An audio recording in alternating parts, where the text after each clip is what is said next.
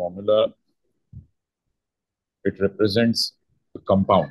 ठीक है, कोई भी आपके पास केमिकल कंपाउंड है, फॉर एग्जांपल सोडियम क्लोराइड है, तो जैसे elements they are represented by their symbols, compounds are represented by formulas. Covalent compound और आयोनिक कंपाउंड, इनको आप किससे रिप्रेजेंट करते हैं? When we write chemical equations, so we represent compounds by their formulas. ठीक है, तो कंपाउंड्स जो हैं जी। या फॉर्मूलाज जो हैं, they are used to represent compounds. ठीक है, अब डिफरेंट टाइप्स हैं फॉर्मूलाज की। फॉर एग्जांपल जो सबसे सिंपल या आप कह लेंगे जो कॉमन टाइप है, दैट इज एम्पेरिकल फॉर्मूला। जी।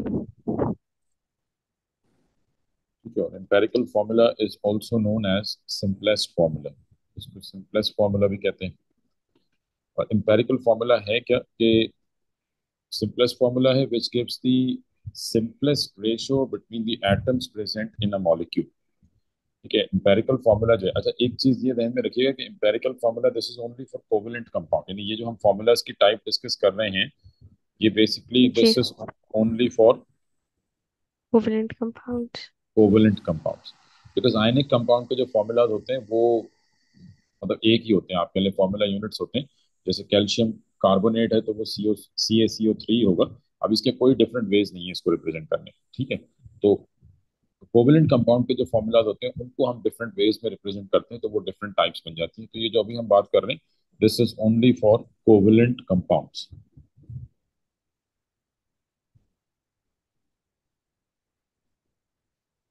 ठीक है, तो एम्पेरिकल फार्मूला जो है ये सिंपलेस्ट फार्मूला है विच गिव्स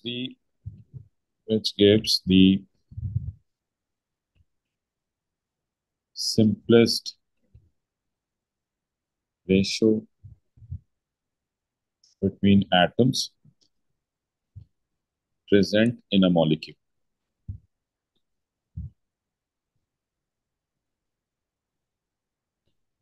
क्योंकि किसी भी मॉलिक्यूल में जितने भी एटम्स हैं उनके दरमियान सिंपलेस्ट रेशियो जो है वो आप रिप्रेजेंट करते हैं, तो that is called empirical formula. Let's say हम कहते हैं कि जी ग्लूकोज है, तो ग्लूकोज का फॉर्मूला क्या है? C6H12O6। ठीक है, ग्लूकोज का फॉर्मूला है C6H12O6। Now this is molecular formula of glucose. अब अगर हम इसको सिंप्लीफाई कर दें कि 6 1 6 2 12 6, तो आपने क्या किया, इसको सिंप्लीफाई कर दिया, तो अब जो फॉर्मूला बना दिस इज C1H2O1। तो this is known as empirical formula of glucose. ये क्या है? एम्पेरिकल फॉर्मूला है। यानी आप किसी भी फॉर्मूला को जब सिंप्लीफाई करेंगे तो जो आपके पास सिंप्लीफाइड वर्जन आएगा फॉर्मूला का, that is called empirical formula. समझ आ रही है बात? जी। ठीक है, तो हम कहेंगे कि ग्लूकोज में कार्बन हाइड्रोजन और ऑक्सीजन का रेशियो क्या है? 1:2:1। तो सिंपली हम कह हम्म। सकते हैं कि it gives the simplest ratio between atoms present in a molecule. ये आपको क्या दे रहा है? It gives the simplest ratio, कि किस रेशियो में एलिमेंट्स या एटम्स जो हैं ये ज्वाइन हो रहे हैं। तो मतलब ग्लूकोज में हमें पता लग रहा है कि कार्बन और हाइड्रोजन का रेशियो क्या है? 1:2 का रेशियो। जितने कार्बन होंगे हाइड्रोजन उसके डबल होंगे, तो ये सिंपलेस्ट रेशियो कहलाएगा। क्लियर है? जी। ठीक है।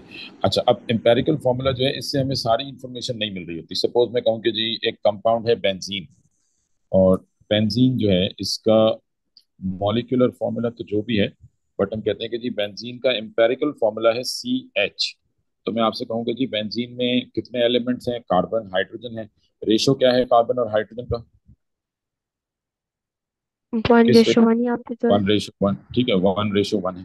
तो अब अगर हमसे ये पूछा जाए कि how many atoms of carbon are present in one molecule of benzene, तो क्या हम इस फॉर्मूले से बता सकते हैं जी। कि एक एक मॉलिक्यूल में कितने कार्बन एटम्स होंगे एग्जैक्टली exactly? जी।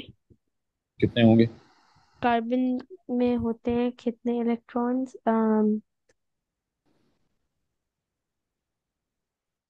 एक सेकंड सर। um, नहीं, आप मेरी बात समझिए नहीं बेटा शायद। मैं ये कह रहा हूँ कि क्या इस फॉर्मूले से आप ये बता सकती हैं कि बेंजीन का जो एक मॉलिक्यूल होगा, जैसे ये ग्लूकोज था, जी। ये ग्लूकोज का एक मॉलिक्यूल है, तो इसमें आपको मतलब हमें मालूम है कि ग्लूकोज का एक मॉलिक्यूल जो है, it is made up of 6 carbon, 12 hydrogen and 6 oxygen atoms.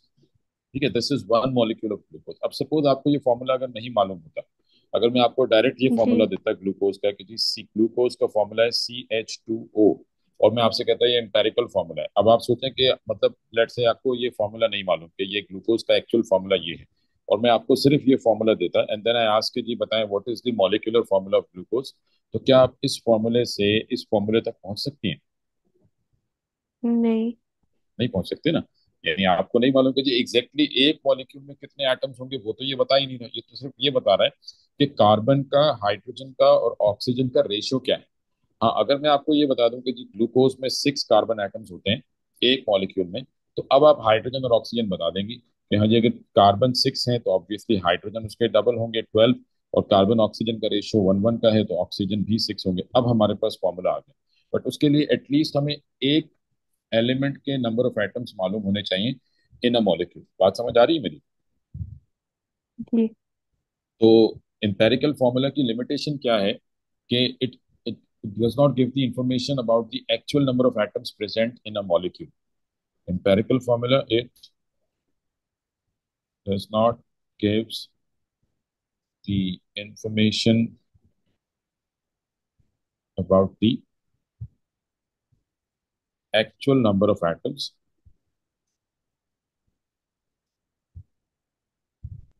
in a molecule। एक मॉलिक्यूल में एग्जैक्टली कितने कार्बन होंगे, यानी अगर आपको सिर्फ ये फॉर्मूला दे दिया जाए ग्लूकोज का, बेंजीन का, और आपसे ये कहा जाए कि जी बताएं बेंजीन के एक मॉलिक्यूल में एग्जैक्टली कितने कार्बन हैं कितने हाइड्रोजन हैं, तो वो इस फॉर्मूले से हमें कोई इंफॉर्मेशन नहीं मिल रही। ये सिर्फ ये बता रहा है कि बेंजीन में कार्बन और हाइड्रोजन जो है ये 1:1 के रेशो में। अब एग्जैक्टली कितने कार्बन रिक्वायर्ड हैं एक मॉलिक्यूल बनाने के लिए, वो यहाँ से आपको मालूम नहीं हो रहा। क्लियर है ये?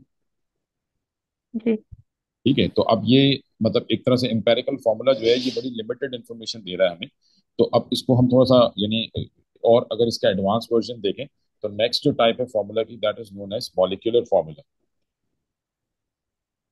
तो मॉलिक्यूलर फॉर्मूला ये एक तरह से हम कह सकते हैं कि जी एक एडवांस वर्जन है एम्पेरिकल फॉर्मूला की। Empirical formula only gives us the information about simplest ratio.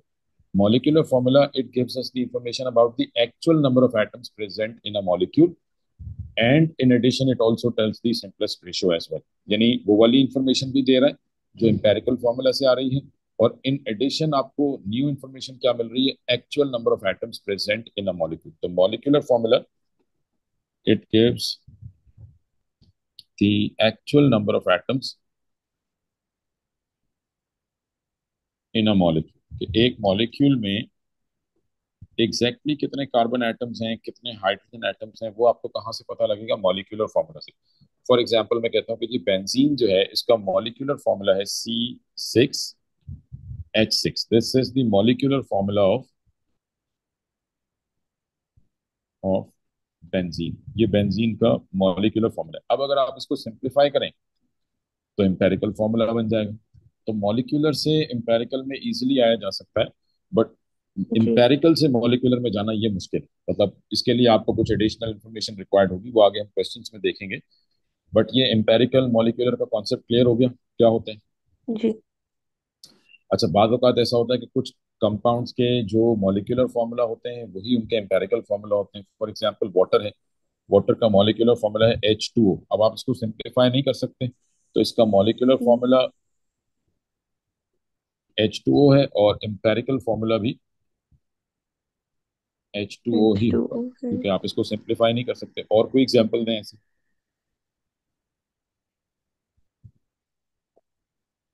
कोई ऐसे कंपाउंड और जिनका मॉलिक्यूलर और एम्पेरिकल फॉर्मूला सेम हो? हम्म, ऐसे कंपाउंड्स जिनका मॉलिक्यूलर। कार्बन डाइऑक्साइड, जी। ठीक है ना, इसको सिंप्लीफाई करने नहीं कर सकते हम, तो ये इसका एम्पेरिकल फॉर्मूला भी क्या होगा, CO2। अमोनिया NH3, फर्दर जी। सिंप्लीफाई नहीं हो सकता तो एम्पेरिकल फॉर्मूला भी NH3। Methane CH4, further simplify नहीं हो सकता तो एम्पेरिकल फॉर्मूला CH4। ठीक है, तो लाजमी नहीं कि हर दफा जी। मॉलिक्यूलर एम्पेरिकल डिफरेंट हो, मॉलिक्यूलर एम्पेरिकल फॉर्मूला सेम भी हो सकते हैं। क्लियर हो गई बात? अच्छा चलें, अब ये है कि हम थोड़ा सा जरा इसके क्वेश्चंस देखते हैं कि हमें क्वेश्चन किस टाइप के आएंगे। ठीक है, अच्छा बेटा, अब ये पहले तो कुछ जरा सिंपल से क्वेश्चंस हैं, फिर उसके बाद हम कैलकुलेशंस में आएंगे, ठीक है। लेट सपोज हमें कहते हैं कि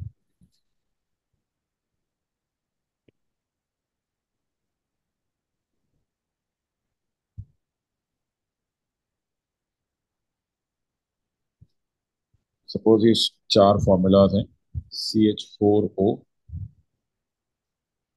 C2H4, C6H12 एंड H2O2, ठीक है। अब क्वेश्चन ये है कि which formula represent the empirical formula of a compound. इन चार में से कौन सा फॉर्मूला एम्पेरिकल फॉर्मूला हो सकता है आपके ख्याल में? जी, CH4 का एम्पेरिकल फार्मूला। अच्छा, नहीं, मुझे लगा कि ऊपर CH4 लिखा हुआ है इसका, ठीक है, हो नहीं सी एच सकता। फोर ओ क्वेश्चन ये है कि विच फॉर्मूला जी। Represent the empirical formula of a compound. A. A, reason? Because B भी सिंप्लीफाई हो सकता है, 2 1 2 एंड देन 2 2 4। सी भी सी फर्दर सिंप्लीफाई हो सिंप्लीफाई सकता हो है और डी सकता भी है। सिंप्लीफाई हो और सकता है, डी भी हो ठीक है। सकता है, ए नहीं बिल्कुल हो ठीक है, तो सकता। ए जो है ये एम्पेरिकल फॉर्मूला हो सकता है, ठीक हो गया। अच्छा, इसी तरीके जी। से ये एक और सिंपल सा क्वेश्चन है। ये हमें एक स्ट्रक्चर गिवन है CH3। IGCSE में आपने ऑर्गेनिक पढ़ी होगी ना, थोड़ी बहुत याद होगी, जी। ठीक जी। है। जी। तो वैसे तो हम डिटेल में आगे आप पढ़ेंगी, बट ये जस्ट छोटा सा सवाल है।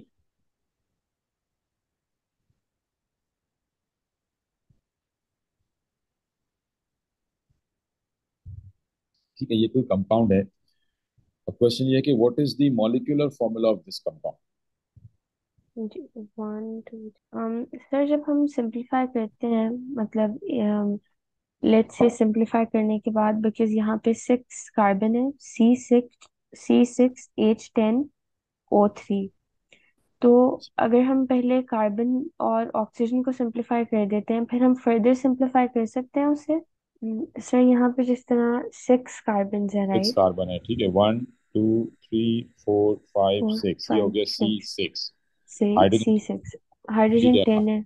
3 4 5 6 7 8 9 10, जी। और और ऑक्सीजन ऑक्सीजन जो है वन वो 3 है। Two three O3। तो अब आपके, अब पहले अगर मैं करूँ, 3 1 3 एंड 3 2 6। नहीं नहीं, ये देखें, हमने तो मॉलिक्यूलर फॉर्मूला निकालना है ना पहली बात तो। जी। मॉलिक्यूलर फॉर्मूला को तो आपने सिंप्लीफाई, यानी ये मॉलिक्यूलर फॉर्मूला है, एग्जैक्ट टोटल नंबर जी। Of atoms present in a molecule, तो ये मॉलिक्यूलर फॉर्मूला हो गया, जी। ठीक है। अब अगर एम्पेरिकल फॉर्मूला बोलते तो ये कंपाउंड फर्दर सिंप्लीफाई नहीं हो सकता, ठीक है, बिकॉज ये कॉमन।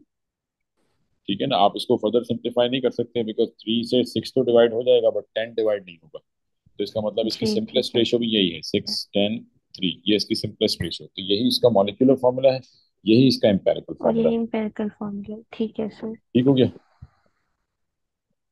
चलें जी, अब जरा एक दो क्वेश्चंस देखते हैं हम कैलकुलेशन से रिलेटेड, ठीक है।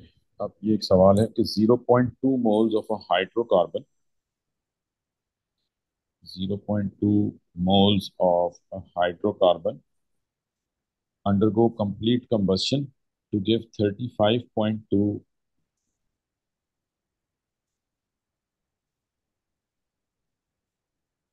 grams of carbon dioxide and 14.4 grams. अच्छा, एक काम करते हैं बेटा, क्योंकि अभी आपकी मोल्स की कैलकुलेशन जो है ना, वो भी मास वगैरह की हमने कैलकुलेशन अभी करी नहीं है, तो इसमें आप फिर कंफ्यूज होंगी। जी। तो पहले हम जरा मोल्स और मास वाला, यानी ये आपका कॉन्सेप्ट ये तो क्लियर हो गया एम्पेरिकल मॉलिक्यूलर का, जी। ठीक है ना। बाकी इसकी कैलकुलेशंस जो है ये हम इंशाल्लाह ताला कल जो है वो कंप्लीट करेंगे। अभी हम क्या करते हैं कि मोल्स का जो मास, मोल्स और मास का और मोल्स और वॉल्यूम का जो रिलेशन है, पहले वो भी पूरा कंप्लीट कर लेते हैं, फिर उसके बाद हम एक ही साथ जो है वो कैलकुलेशन स्टार्ट करेंगे, ठीक है। क्योंकि इसमें ये होगा कि जी। फिर आप दोबारा फंस जाएंगी सवालों में। तो अब देखें, आपने एम्पेरिकल मॉलिक्यूलर फॉर्मूला पढ़ लिया, इसी तरीके से आपने moles into particles, percentage composition, वो सब कुछ हो गया। अब आ जाते हैं हम, लेट सपोज मैं कहता हूँ कि 1 mole of, suppose iron, 1 mole of iron. हमने मोलर मास पढ़ा था या नहीं पढ़ा था? मोलर मास, जी पढ़ा था। पढ़ा था, उसकी कैलकुलेशंस भी की जी। थी। और वॉल्यूम? जी, दो क्वेश्चंस किए थे। अच्छा, वॉल्यूम भी पढ़ लिया था। वॉल्यूम नहीं सर, वॉल्यूम वाला नहीं पढ़ा था। नहीं, वॉल्यूम की, जी आपने वॉल्यूम की रेशो वाला करवाया है। वॉल्यूम हाँ, की रेशो 1 मोल ऑफ ऑक्सीजन वो कंटेन्स करवाई है। 24,000। और रूम टेम्परेचर वाला भी बताया था कि रूम टेम्परेचर पे। ठीक है, सही सही। अच्छा, मेरे ध्यान में ये था कि शायद हमने कैलकुलेशंस करी नहीं। ठीक है, तो मतलब आपको ये तो चीज क्लियर है ना कि 1 मोल ऑफ, लेट सपोज अगर मेरे पास 1 mole of sulphur dioxide gas है, तो जी, this would contain room how many temperature पे molecule? 24 diameter cube. Decimetre cube. जी सॉरी, डेसीमीटर क्यूब, ठीक है, 1 mole of diameter. Sulphur 1 mole of जी। सल्फर डाइऑक्साइड, ये इसमें कितने मॉलिक्यूल्स होंगे? 1 मोल ऑफ सल्फर डाइऑक्साइड में कितने मॉलिक्यूल्स होंगे? 3। 1 मोल।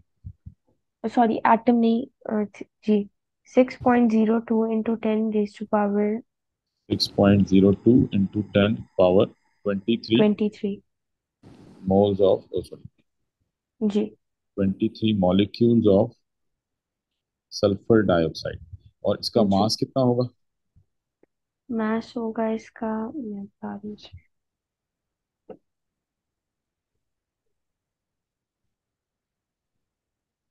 मैं प्रोडक्ट खोलूँ से।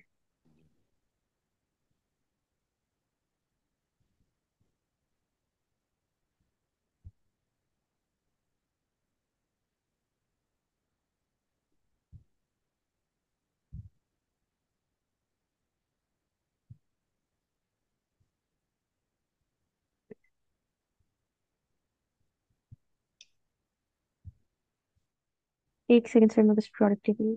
जी। सल्फर है, सल्फर के पास है। सल्फर का न्यूक्लियॉन नंबर देखेंगे, राइट सर? जी जी। 32.1 सल्फर का। और ऑक्सीजन का है 16 इंटू 2, बिकॉज 2 एटम्स है।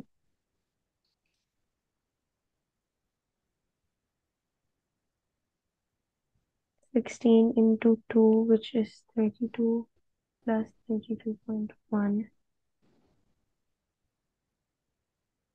सर 64.1 इनकी मास होगी, ठीक है, SO2 सिक्सटी की। फोर पॉइंट वन ग्राम्स जी। ठीक है। और 1 mole of sulphur dioxide eight RTP, ये कितना वॉल्यूम ऑक्यूपाई करेगा? 24 डेसीमीटर 24 क्यूब। Decimetre cube. ठीक है, तो ये कन्वर्जन सिंपल आपको ध्यान में रखनी है। यानी ये क्या है? This is molar mass, mass of 1 मोल। ये क्या है? Molar volume. और ये है number of particles in 1 mole. Clear है ये? जी। ठीक है। अच्छा, अब सपोज अगर हमारे पास, लेट्स से, अब थोड़ा सा कैलकुलेशन हम करते हैं कि हमारे पास ये रिएक्शन है, CH4 reacting with oxygen gives carbon dioxide plus water. ठीक है, अब ये केमिकल इक्वेशंस तो पढ़नी आती है ना बेटा, रिएक्टेंट साइड, प्रोडक्ट साइड। जी। जी। जी। और जो भी केमिकल इक्वेशन होगी ये बैलेंस होनी चाहिए। बैलेंसिंग का कॉन्सेप्ट है। जी सर। ठीक है, इसको बैलेंस करें, बताएं क्या नंबर लगेंगे? जी, सर CH4 प्लस 2O2, और ये आगे हो जाएगा CO2 प्लस 2H2O। 2H2। ठीक है, तो ये आपने केमिकल इक्वेशन लिख ली, इसको बैलेंस कर लिया। अब इसको अगर हम रीड करेंगे तो किस तरह से पढ़ेंगे? 1 मोल ऑफ मीथेन जी। reacts with 2 moles of oxygen to give 1 mole of carbon dioxide and 2 moles of water। ऐसे ही पढ़ेंगे इसको इन टर्म्स ऑफ मोल्स। जी। ठीक है, तो मतलब हम कह रहे हैं कि मीथेन का और ऑक्सीजन का रेशियो क्या है? Molar ratio. मीथेन और ऑक्सीजन का, 1 मोल ऑफ मीथेन रिएक्ट, 1:1। 1:2। और 1 मोल ऑफ सॉरी जी, मीथेन रिएक्ट्स विद जी 2 moles मैं of oxygen। प्रोडक्ट देख रही थी। जी। ठीक। जी sir. So 1 mole one of methane reacts with 2 moles of oxygen, तो मतलब मीथेन जितना भी होगा ऑक्सीजन हमेशा उसका डबल यूज होगा। जी। ठीक है, इसी तरीके से मीथेन का और कार्बन डाइऑक्साइड का रेशियो क्या है? 1:1। 1:1। मीथेन आप जितना यूज करेंगे कार्बन डाइऑक्साइड उतना ही प्रोड्यूस होगा। मीथेन और वाटर का रेशियो है 1:2। 2:2। तो दैट मीन्स मीथेन जितना कंज्यूम होगा वाटर उसका डबल प्रोड्यूस होगा। ऐसा ही है। जी। जी। ठीक है, तो ये कहलाती है मोलर कन्वर्जन। अब सपोज आपके पास क्वेश्चन है, हमारे पास एक रिएक्शन गिवन है कि 10 moles of aluminum, 10 moles of aluminum reacts with 3 moles of barium nitrate, gives 5 moles of Al2O3 plus 3 moles of barium oxide plus 3 moles of nitrogen. ठीक है, ये केमिकल इक्वेशन है। और अब क्वेश्चन ये है जी। कि the reaction between an aluminium powder, the reaction between aluminium powder and anhydrous barium nitrate, ये एल्यूमिनम पाउडर है, ये एनहाइड्रस बैरियम नाइट्रेट है, is used as the propellant in some fireworks. The reaction produced the metal oxide बन रहा है, and nitrogen gas. अब question है which mass of barium oxide, which mass of barium oxide is produced when 5.40 when 5.40 grams of aluminum reacts with an excess of anhydrous barium nitrate, reacts with an excess of anhydrous barium nitrate।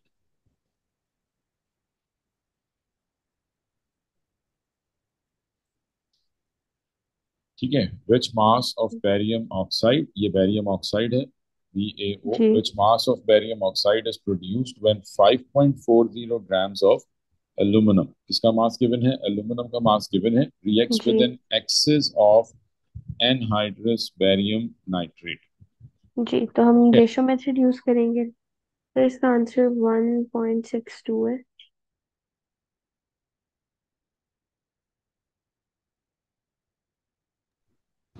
हाँ जी बेटा, क्या answer बता रही हैं आप?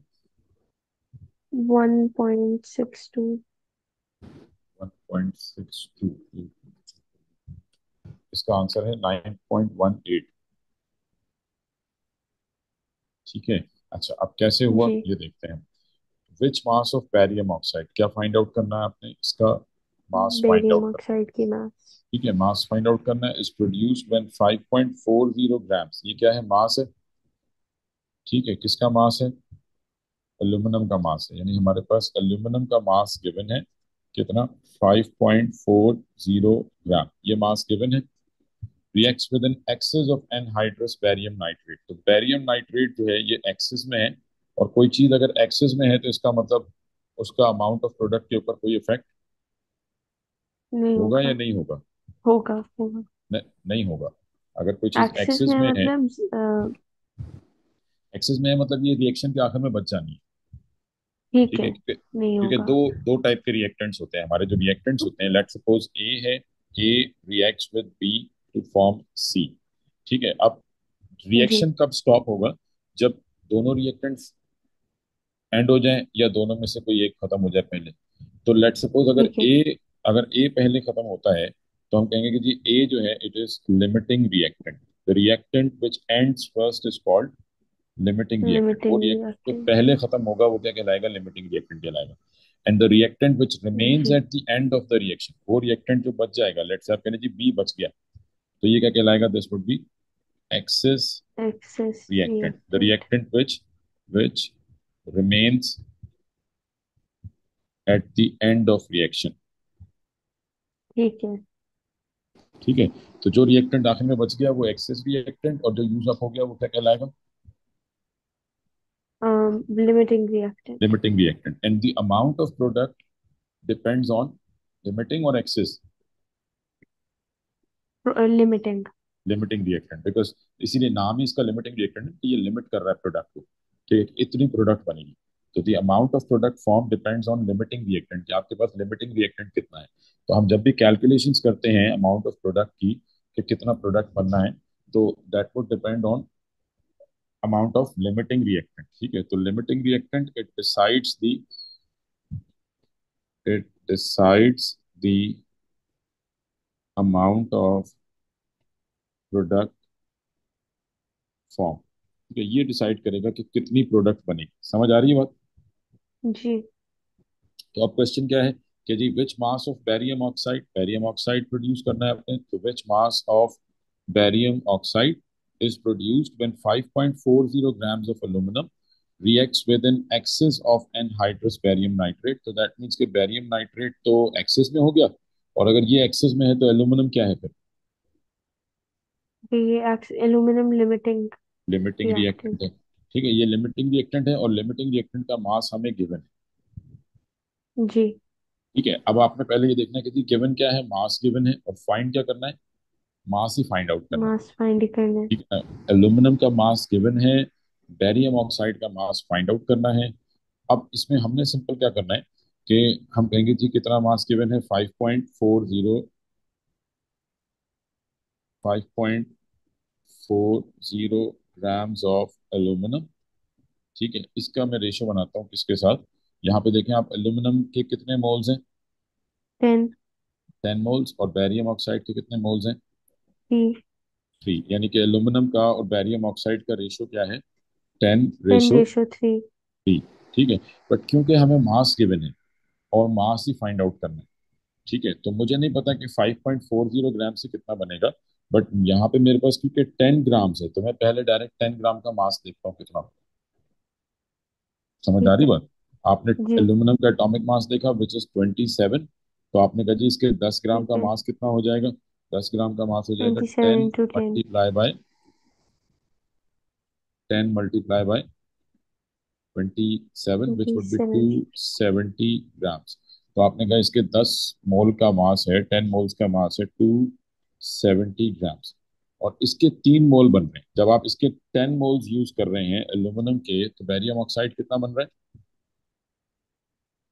3। 3 moles. तो हम इसके क्योंकि इसका भी मास ही फाइंड आउट करना है, तो इसके 3 मोल्स का मास कैलकुलेट करते हैं। सो बैरियम,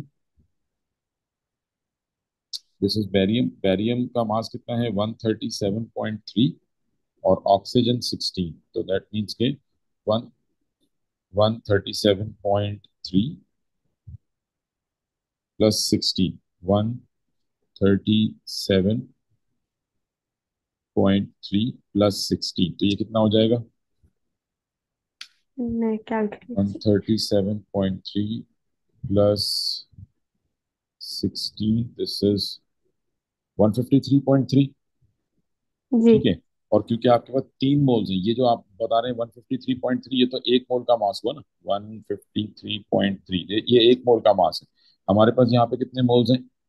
3 मोल्स हैं। तो इसको मल्टीप्लाई बाय 3 कर देंगे, तो ये हो जाएगा 459.9, या 460 कर दें, तो हम कह सकते हैं कि इसके 270 ग्राम से बैरियम ऑक्साइड कितना बनेगा? 460 ग्राम। बात समझ में आई है? जी। ठीक है, तो मैं सिंपल ये कह सकता हूँ कि अगर हम रेशो बनाएं, कि मुझे मालूम है कि एल्यूमिनियम और बैरियम ऑक्साइड का रेशो क्या है, 10 moles of aluminium give 3 moles of barium oxide. तो इस हिसाब से, क्योंकि मास मास का रिलेशन है, मास गिवन है, मास फाइंड आउट करना है, तो हम मोल्स को, ये क्या है, ये मोल्स हैं, हम मोल्स को डायरेक्ट किस में कन्वर्ट कर देते हैं? मास में। तो 10 मोल्स का मास कितना आ गया? 270 grams of aluminium gives 460 grams of barium oxide. ठीक है, जी। बात समझ में आ रही है बेटा, नहीं आ रही? जी सर, आ रही। ठीक है, तो आपने कहा कि जी इक्वेशन के हिसाब से, ये आपने विद रिस्पेक्ट टू इक्वेशन जो है वो रेशो बना लिया, कि विद रिस्पेक्ट टू इक्वेशन, क्योंकि 10:3 का रेशो है, तो 10 मोल्स का मास बनता है 270, और 3 moles of barium barium oxide का मास बनता है 460।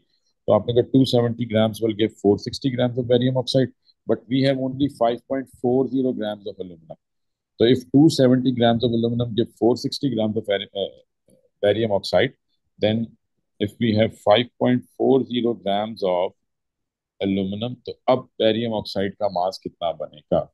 तो ये क्रॉस मल्टीप्लाई हो जाएगा, ये इससे मल्टीप्लाई होगा, ये जी। इससे मल्टीप्लाई होगा। तो this becomes 5.40 multiply by 460 divided by 270, ये आंसर आ जाएगा, 5.40। जी सर, यहाँ पे मेन गलती मैंने ये की थी। मैंने ये नहीं देखा कि 5.0 जो ग्राम्स मास दिया हुआ है वो जी। 10 मोल्स का नहीं है। मुझे तो आपने क्या किया था? मैंने 10:3 लिया के, और फिर 5.40:x। अच्छा, यानी आपने वो मोल्स कन्वर्जन नहीं की, मास में कन्वर्ट नहीं किया जी। ना उसको। जी। ठीक है, तो ये आंसर आ रहा है 9.2 ग्राम्स। तो 5.4 grams of aluminum gives 9.2 grams of barium oxide। समझ आई ये बात? जी। ठीक है, चले अब एक क्वेश्चन और करते हैं ऐसा। अच्छा जी, अब देखिए ये थोड़ा सा है तो इसी टाइप का क्वेश्चन, बट इसमें कंसंट्रेशन इन्वॉल्व होगी। कंसंट्रेशन का आइडिया है आपको? सर इतना ज्यादा नहीं, मेरे मोल्स बहुत वीक है सर, मेरा बी आया था केमिस्ट्री में। सही, चलिए, चलो हाँ ये क्वेश्चन करते हैं। ये है इसी तरह का क्वेश्चन, बट ये है कि आपने थोड़ा सा जरा इसको सही से पढ़ के सॉल्व करना है। देखिए मोल्स में ना सबसे इंपॉर्टेंट चीज यही है केमिकल कैलकुलेशंस में, कि कैलकुलेशन इतनी मुश्किल नहीं होती। अ, गलती कहाँ पे होती है? जब हम क्वेश्चन को सही से रीड नहीं करते। जी। तो मेन चीज यही है कि क्वेश्चन को पढ़ें, उसको समझें, उसको अंडरलाइन करें, क्या चीज गिवन है, क्या फाइंड आउट करना है, थोड़ा सा टाइम लें उसके ऊपर। ठीक है, तो अभी कहने के द नाइट्रोजन इज फॉर्म, अच्छा, on collisions air bags in car inflate, ये है मे जून में, ये साथ मेंशन कर देता हूँ ताकि फिर आपको अगर बाद में देखना हो। तो May June 05, paper 1, question number 2 है। ठीक है, तो on collisions air bag in cars inflate rapidly due to production of nitrogen. यानी अगर कोई कार कोलिजन होती है तो उसमें जो एयर बैग्स इन्फ्लेट होते हैं, उसमें क्या होता है कि नाइट्रोजन गैस जो है वो बन रही होती है। तो the nitrogen is form according to the following equations. ठीक है, अब दो इक्वेशंस गिवन है, कह रहे हैं कि जी नाइट्रोजन गैस जो बनती है बेसिकली एयर बैग्स में सोडियम एजाइड जो है वो मौजूद होता है Na3, which decomposes to give 2Na plus 3N2, nitrogen gas बनती है। देन फिर एक और इक्वेशन इन्होंने दी है, 10 moles of sodium reacts with 2 moles of potassium nitrate and this gives K2O plus 5Na2O plus N2। ठीक है, तो ये कह रहे हैं कि nitrogen is form according to the following equations, यानी ये दोनों equations, equation 1 and equation 2, these two equations are happening in air bags, ये एयर बैग्स में हो रही। अब क्वेश्चन है how many moles of nitrogen gas, how many moles of nitrogen gas are produced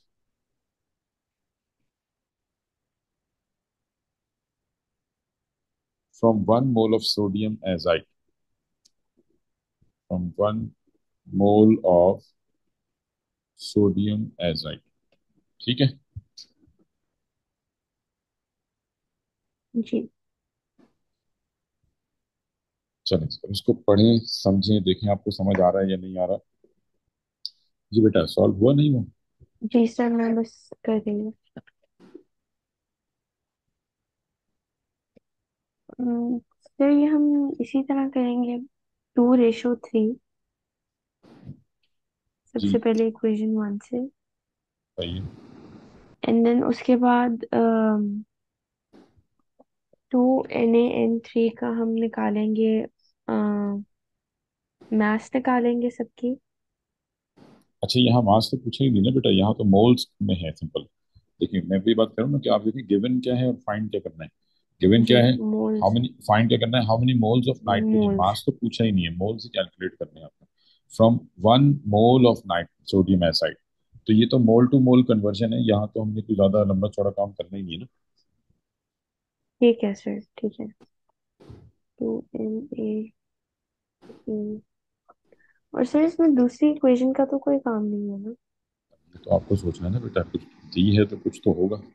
क्या है, दो equations in the nitrogen is form according to the following equations. ठीक है, अब इसमें देखें दो इक्वेशंस है। पहली इक्वेशन में क्या हो रहा है कि सोडियम एजाइड डिकम्पोज हो रहा है किसमें, सोडियम में और नाइट्रोजन में। तो एक तो सिंपल यहाँ पे नजर आ रहा है कि सोडियम एजाइड का Na N3 का और नाइट्रोजन का डायरेक्ट रेशियो क्या है।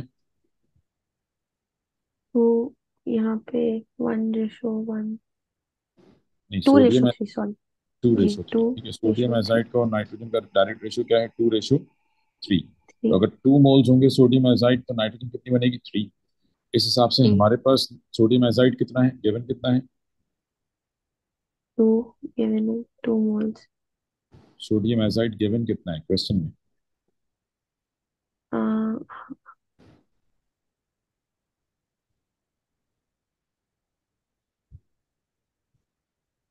1 मोल। जी। 1 मोल, ठीक है, produce from 1 mole of sodium aside. तो आपको बताना है 1 मोल से कितना बनेगा।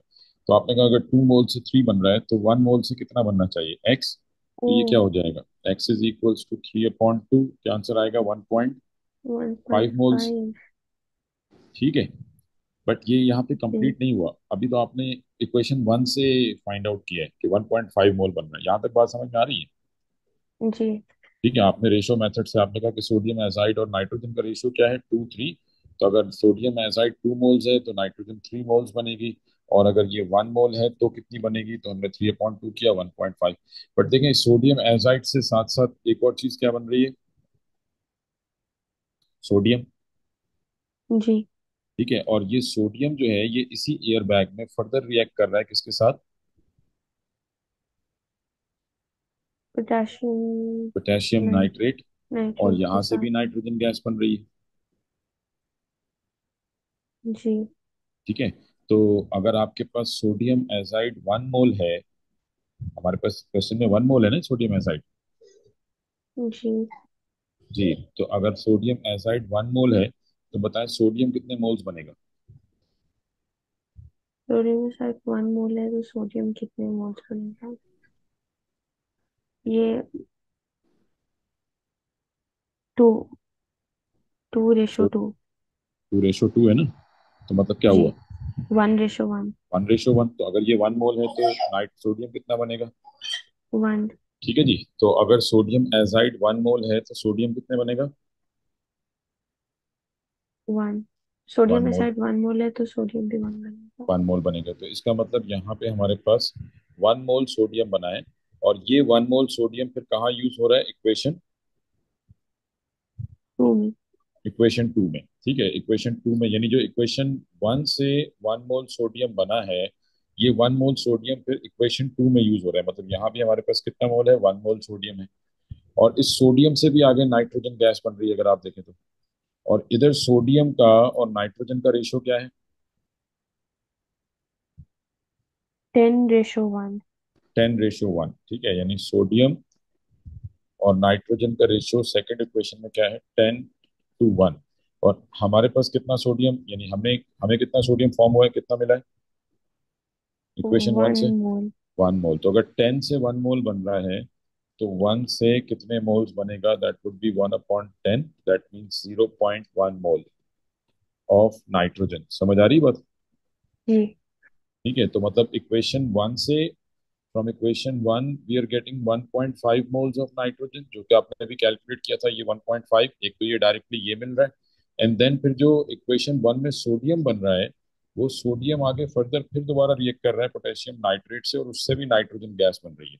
और वहां से कितनी नाइट्रोजन गैस बन रही है, 0.1। तो टोटल नाइट्रोजन गैस कितनी बन रही है, 1.5 प्लस 0.1, तो टोटल कितना हो गया, 1.6 मोल्स। टोटल यहाँ पे कितनी नाइट्रोजन गैस बन रही है, 1.6 मोल्स। जी। हाँ जी, कुछ समझ आई ये बात या नहीं। जी, समझ आई।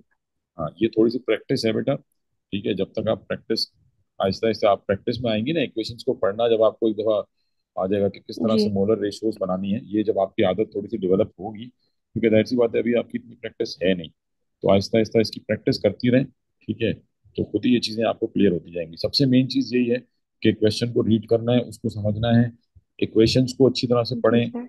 ठीक है, इक्वेशंस के मोलर रेशियोज को देखें, क्या चीज गिवन है उससे क्या बन रहा है आगे, तो ये खुद ही आपको क्लियर होती जाएंगी बातें। इसमें कोई क्वेश्चन, कोई क्यूरी?